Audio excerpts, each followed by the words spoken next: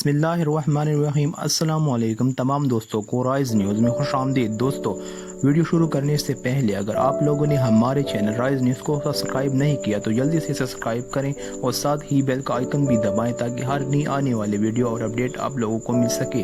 तो चलो दोस्तों, वीडियो को शुरू करते हैं।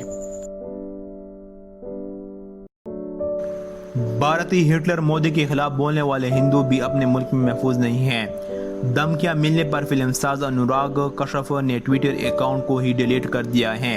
उन्होंने कहा था कि ठगों की हुकूमत और ठग बन के ही जिंदगी गुजारना पड़ेगी। इस नए भारत पर तमाम भारतीयों को मुबारकबाद है।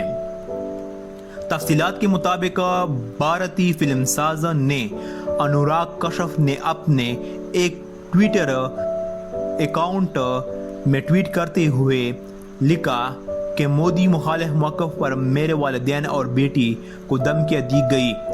अकल और दलील की बुनियाद पर बात करना भारत में नामुमकिन बन गया है। उन्होंने लिखा कि ठगों की हुकूमत पर और ठग के बन की ज़िंदगी गुजारना पड़ेगी। इस नए भारत में तमाम भारतीयों को मुबारकबाद।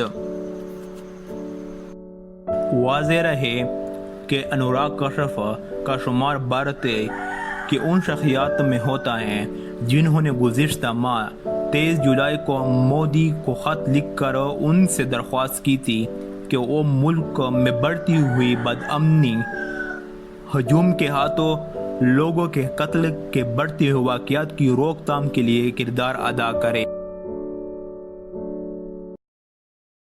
दोस्तों, इस वीडियो को लाइक और शेयर करें और मज़ीद अपडेट्स के लिए राइज न्यूज़ को सब्सक्राइब करें। शुक्रिया।